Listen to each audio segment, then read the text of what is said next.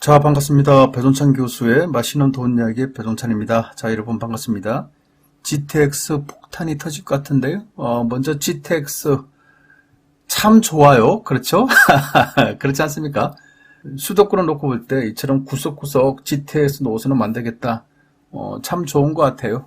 수도권 외곽과 서울 도심을 연결하는 수도권 광역 급행철도로 30분에서 1시간 이내 출퇴근 거리를 만들어주겠다. 또한 서울의 주거난을 해소하고 수도권 외곽 지역과 더불어서 균형 발전을 하겠다.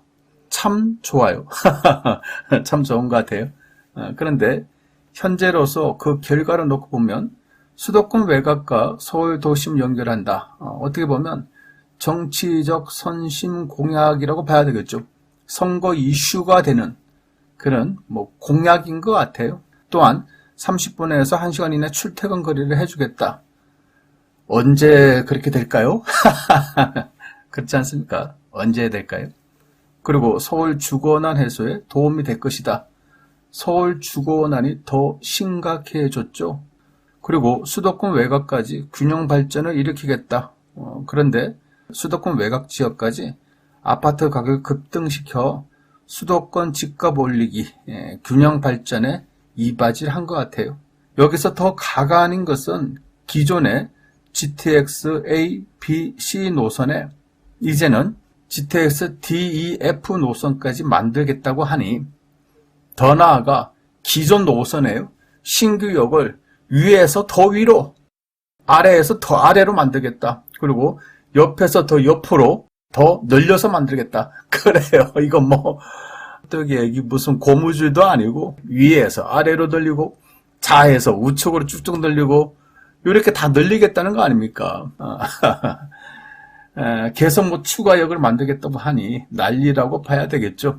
그리고 경기도지사 후보 A씨는요, GTX 플러스 공약을 내세우고 또 B씨는 GTX 조기 개통을 공약하고 GTX 참 조기 개통 이게 과연 쉽게 이루어질 수 있을까요?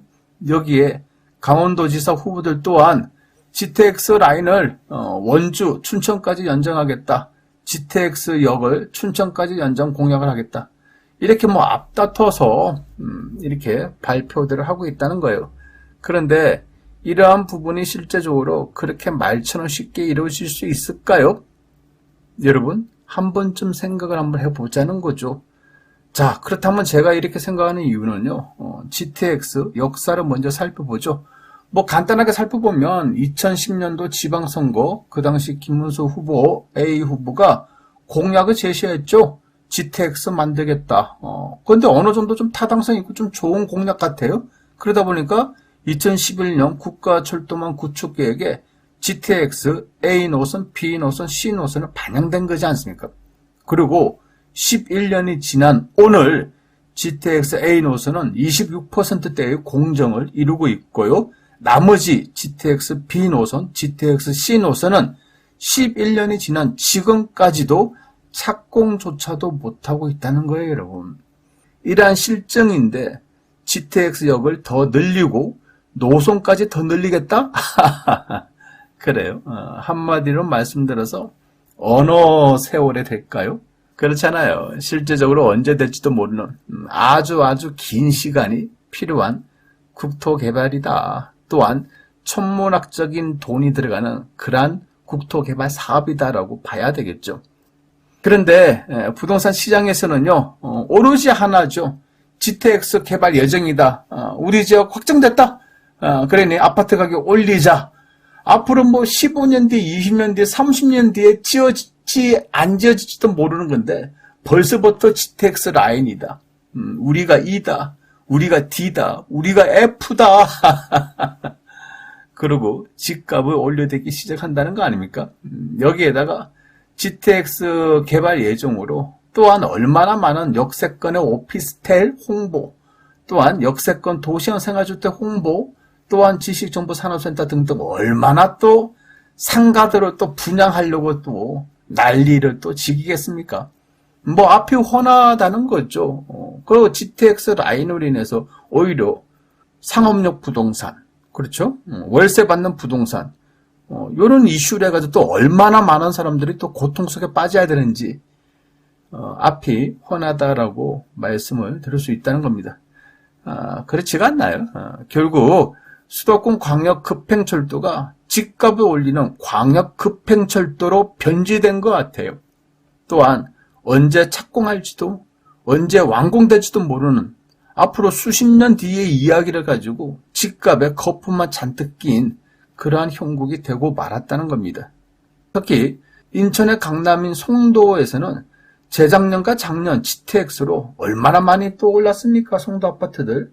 결국 지금은 하락세로 전환되었으며 더군다나 올해 입주 물량이 38,991가구고 내년도 입주 물량이요. 무려 4825가구로 입주 물량 때문에 가격이 지금 2억씩 떨어지고 있다는 거예요.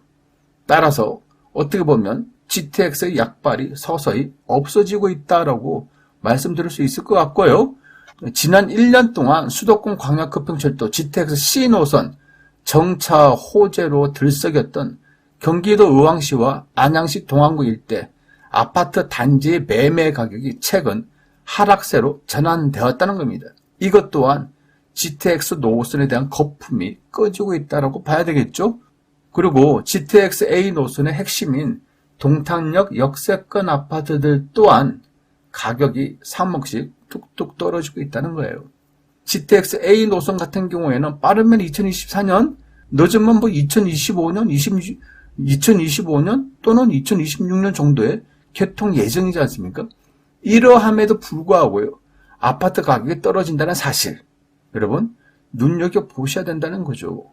이처럼 가격이 떨어지는 이유는 동탄 신도시 또한 올해 입주 물량이 17,661가구로 경기도 전체 입주 물량 11만여 가구에 비해서 적지 않은 가구 수가 올해 입주를 한다는 거예요. 그러니 뚝뚝 떨어지고 있다고 봐야 되겠죠.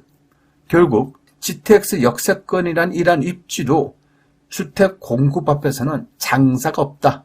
이렇게 말씀드릴 수가 있겠죠.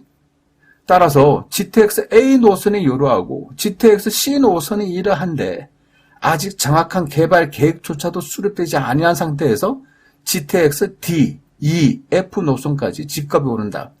야, 이거 참 조심하셔야 된다는 이야기가 되겠죠. 이처럼 조심해야 되는 이유 첫 번째로 본다면 과연 추가 GTX 라인들이 사업성이 있을까요? 그리고 두 번째는 제4차 국가철도망 구축계획, 즉 2021년부터 2030년까지 벌써 국가철도망 계획은 확정됐다는 거예요. 그런데 이제 와서 이제 2022년인데 이제 와서 GTX 추가 노선을 더 하겠다. 좀 말이 안 되지 않습니까? 그리고 세 번째는 재정은 어디서? 그래요.